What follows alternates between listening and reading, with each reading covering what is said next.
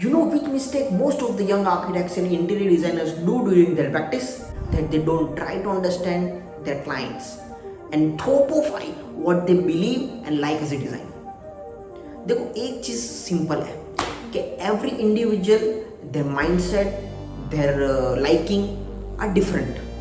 जैसे हमारे संत रहीम अपने दोहे में कहकर गए थे कि रहीमन इस संसार में भांति भांति के लोग. तो ये हमें समझना पड़ेगा क्योंकि एज ए डिजाइनर मेरा लाइकिंग मेरा टेस्ट कुछ हो सकता है, उसमें कोई गलत बात नहीं है. That is nothing wrong in it.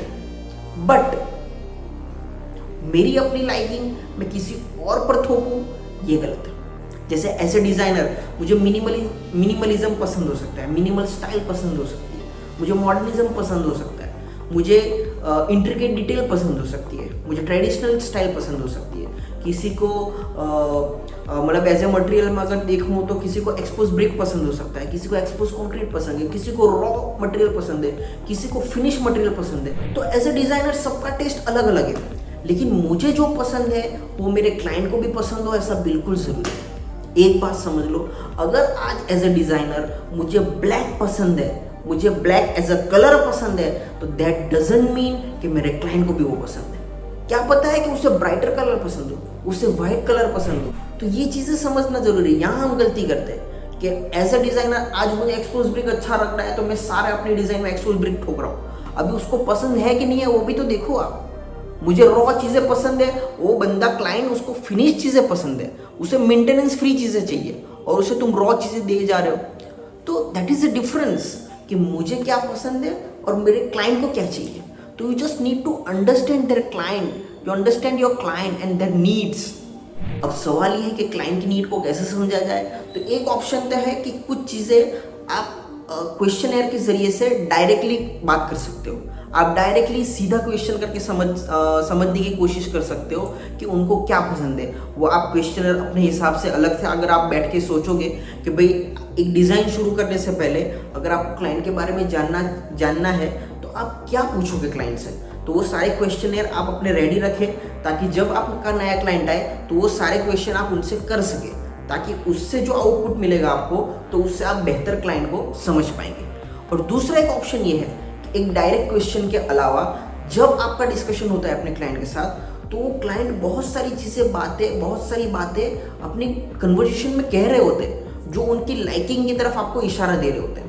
वो जैसे कि उनकी वाइफ होती है क्लाइंट की, तो वो अपने किचन के बारे में जब एक्सप्लेन करती है कि मुझे किचन इस तरह का चाहिए, मुझे कैबिनेट ऐसा चाहिए, मुझे फ्लोरिंग ऐसा चाहिए, मुझे फिनिश चीज़ें चाहिए, तो वो उसमें जो वो लाइकिंग अपनी बता रहे हैं तो उन्हें ना कहीं उसमें डिटेल समझ में आ रही है कि उनको कैसी चीज़ किस तरह की चीज़ें पसंद है. उनको ब्राइटर चीज़ें चाहिए, उनको फिनिश चीज़ें चाहिए और क्या है. ऐसे हर क्लाइंट अपनी बातों में वो चीज़ें कह रहा होता है. तो वो आपको एज ए डिज़ाइनर समझना होगा कि ये जो बात कह रहे हैं तो उसको एज ए डिज़ाइन हम कैसे इम्प्लीमेंट करेंगे, किस तरह का मटेरियल होना चाहिए, क्या कलर स्कीम होनी चाहिए, क्या पैलेट होना चाहिए.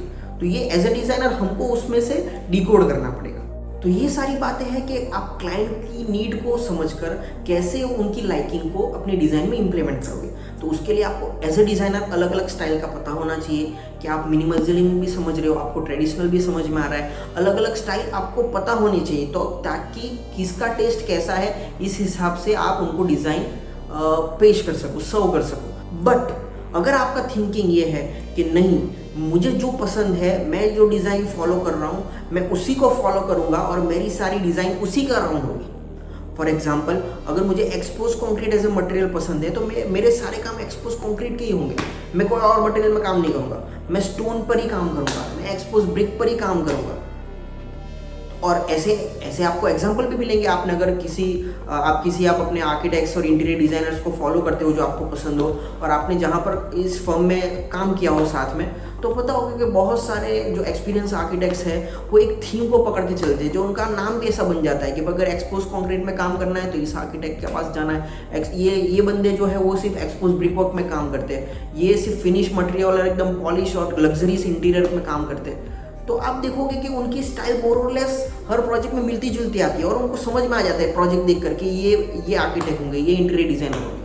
अगर आप भी ऐसा चाहते हैं तो एज अ यंग डिज़ाइनर पहले तो ये बात आपको समझ लेनी चाहिए कि अगर आप अपनी स्टाइल को रिस्ट्रिक्ट कर रहे हो तो फिर हर एक आने वाला क्लाइंट तुम्हारे पास, हर एक आने वाली इंक्वायरी वो आपका क्लाइंट नहीं हो सकता है। ये आपको समझ लेना पड़ेगा कि अब हर क्लाइंट तुम्हारा नहीं है, क्योंकि ज़रूरी नहीं कि तुम्हारे पास सारे आने वाला क्लाइंट, क्योंकि तुम एज ए यंग डिज़ाइनर हो तो हर एक वो उस तरह से नहीं आएगा उस माइंडसेट के साथ। तो आपको वेरियस डिज़ाइन में इन्वॉल्व रहना पड़ेगा, और अगर आपको नहीं रहना है, आपको एक ही तरह का काम करना है, तो फिर आपके क्लाइंट बेस लिमिटेड हो सकते हैं और फिर आपको मेहनत जमकर करनी पड़ेगी। तो फिर एक बात समझ लो कि you need to acquire all the knowledge in the world around that subject. अगर आपको जो मटेरियल पसंद है तो आप पूरा जो उस मटेरियल के रिगार्डिंग जो नॉलेज है वो आप उसको इकट्ठा करो, उसको समझो, हर एक एक मटेरियल को डीप में जानो। एक्सपोज ब्रिक वर्क तो डीप में जानो कि उसमें क्या होता है। फिर ऐसा नहीं हो कि उसमें बेज का डैम्पनेस का इश्यू क्या होगा, उसमें फिर एफ्लोरेसेंस लगेगा तो क्या होगा। तो वो हर एक मटेरियल के बारे में आपको डीप में पता होना चाहिए कि वो सारी चीज़ें आपको समझ आनी चाहिए, वरना अगर पहले ही प्रोजेक्ट में अगर कुछ गड़बड़ हो गई तो फिर आपके पास कौन आएगा। तो आप उसमें फिर डीप में जाओ और उसको मटेरियल को अच्छी तरह से समझो और फिर अपना क्लाइंट बेस बनाओ। तो धीरे धीरे अगर मार्केट में आपकी रेपुटेशन बढ़ती है, आपकी एक इमेज बनती है कि ये बंदा इस मटेरियल के लिए एकदम बेस्ट तरीके से काम कर सकता है, तो फिर आपका क्लाइंट बेस भी वैसा बनेगा। लेकिन शुरू से ही ऐसा हो जाएगा ऐसा बिल्कुल ज़रूरी नहीं है। तो आई होप आपको मेरी बातें समझ में आई होगी कि क्यों क्लाइंट को समझना ज़रूरी है और एज ए डिज़ाइनर मुझे क्या करना चाहिए, मेरा क्या थिंकिंग है, मुझे सारी चीज़ें समझनी है, किसको क्या सर्व करना है या मुझे एक ही चीज़ को पकड़ के चलना है, वो आपके ऊपर है। तो I hope you like this video. अगर आपको पसंद आया है और ये इन्फॉर्मेशन सही लगी हो तो प्लीज़ अपने दोस्तों के साथ ज़रूर शेयर करें, लाइक करें, और ऐसी इन्फॉर्मेटिव वीडियो के लिए आप आर्किटेल्स को ज़रूर सब्सक्राइब और फॉलो कर लें। और अगर आपको ऐसी कोई और टॉपिक के बारे में वीडियो में चाहिए तो मुझे कमेंट में ज़रूर बता देना। तो मिलते हैं अगले वीडियो में, तब तक के लिए be creative and keep creating good work.